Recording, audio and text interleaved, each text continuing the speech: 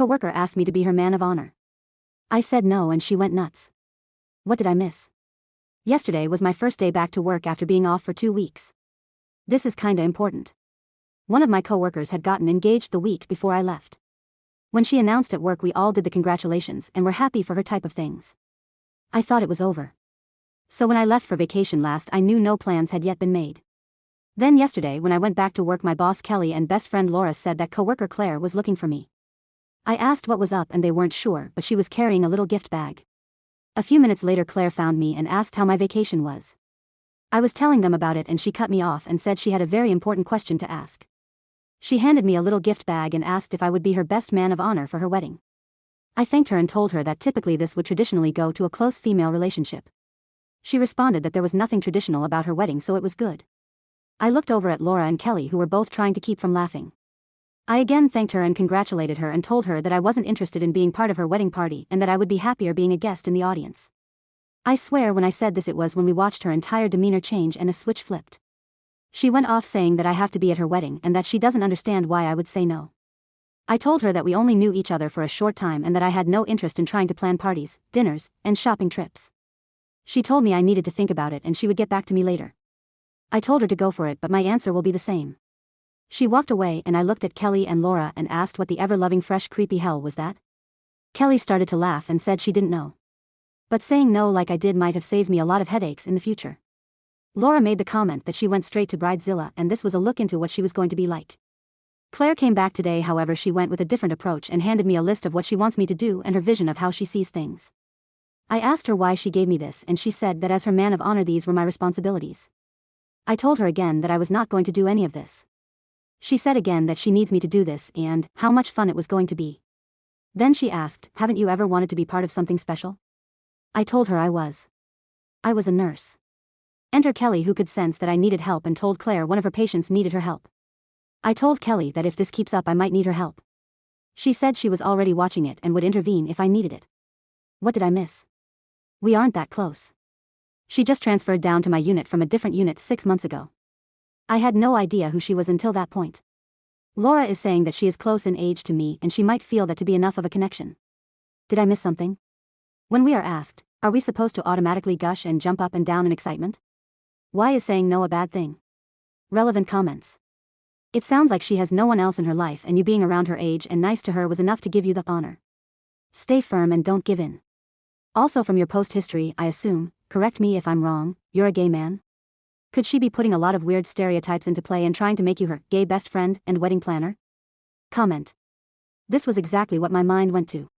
She wants to be cool by having a gay best friend. Update 1 to 1 day later. I had to meet with my lawyer today regarding family issues. My neighbor, best friend, and coworker Laura took me. I really felt awful and driving wasn't a good idea. We were talking about this on the way and we both were asking a lot of the same questions that all you were asking. The big one was that we were asking about the circumstances of her transfer. She went from Med Surg 4W to the ER. That is a huge change. I have to work tomorrow, so we will see what happens. But Laura and I are going to ask Kelly about the transfer and raise a couple of other concerns. After I got home from the meeting with my lawyer, I slept for the rest of the day. Many of you asked about if Claire and I hang out outside of work. The answer is no. I really don't know anything about her. I have helped her a few times with patients and different things. But our relationship is 100% purely work-related. That was why I was so surprised that she asked me to do this. That is why I was so surprised that she asked me about being the man of honor. I have a very small friend base and in all honesty I like to keep it that way. I really have no interest in being a part of this. I'm not a wedding person. After reading so many Bridezilla stories and hearing about over-the-top weddings, they have become a huge turn-off to me, spending tens of thousands to hundreds of thousands of dollars with insane, unrealistic demands that turn people against each other. Why?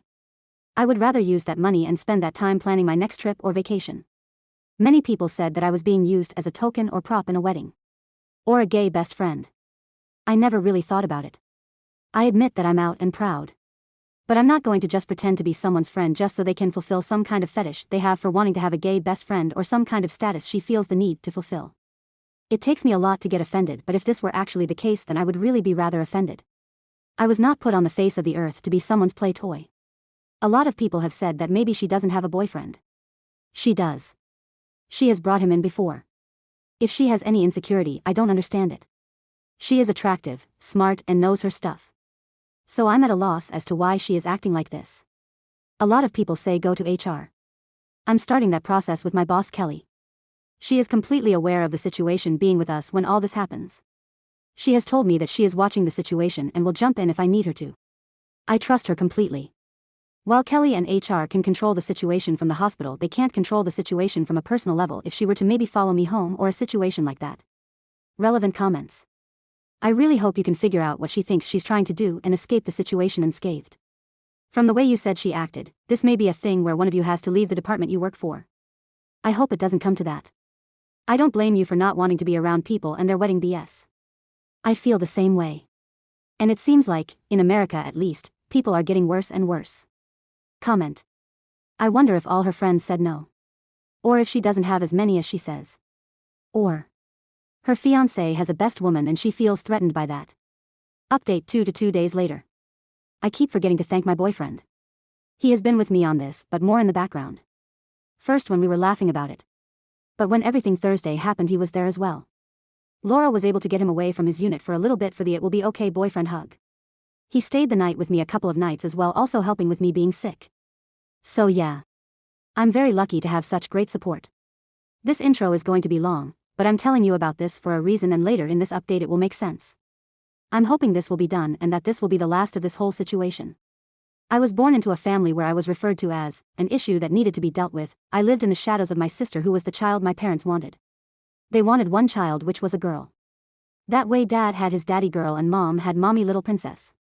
Then I came along. Keep in mind that I'm 23, so back then my parents had options but chose to not use any of those options. So instead my parents raised my sister, and I was raised by a nanny who even to this day is one of the biggest influences in my life, and I am so grateful for her. She helped me so much. I finally realized that all these years later that by being referred to as an issue that needed to be dealt with, that they stripped me of my humanity and individuality and self-worth as a person. I think that's why I have worked so hard to establish myself in my career and in my life. As a way to become a person again and not just be that issue that needed to be dealt with. This past Thursday things came to a head with the bridezilla known as Claire, and the truth came out. My best friend Laura has been sticking close to me when we worked together if Claire was to start something. We weren't sure if she was going to leave it alone or start up again. I was really hoping that it was done. But she had to try once again.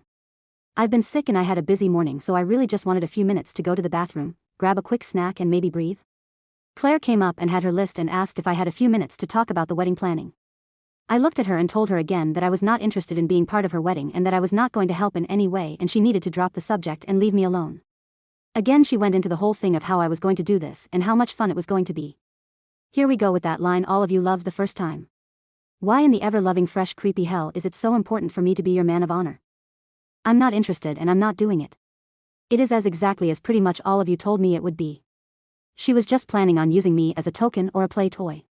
She took all of the fucked up gay stereotypes that are out in society and put them into one sentence. What modern liberal woman isn't going to have a gay bestie on her arm for special events? I felt everything in my stomach move and a wave of nausea came over me and I felt like I couldn't get to the bathroom fast enough. This pissed Laura off to no end. Laura is really kinda like the overprotective sister that I wish I would have had, and took Claire off to visit our boss Kelly and laid it all out. Everything that was said. While I wasn't in on that conversation, Laura and Kelly filled me in on what was said. Kelly came to check on me and I was still hiding in the bathroom.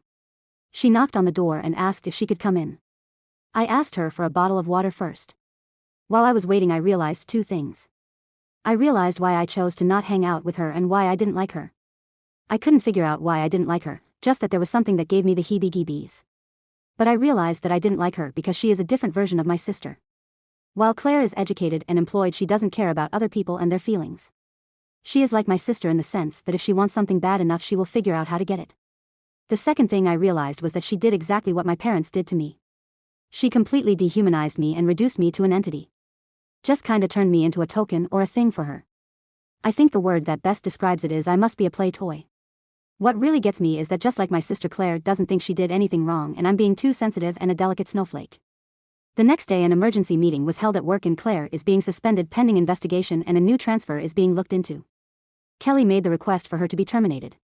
The director of emergency nursing said this was a last resort, but she was going to be looking into options which could be sending her to a new hospital or facility. This didn't go over well with me.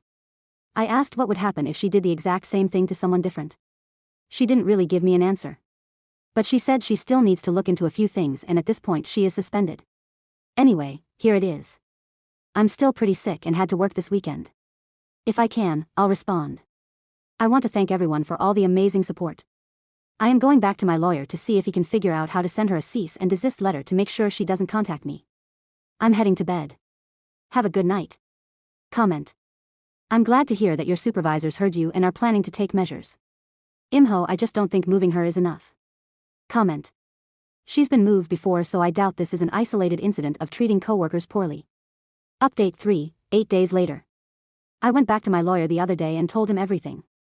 I told him I only had her name but I did not have her address, and since he has resources that I don't, I wanted him to find her and send her a cease and desist letter to not contact me.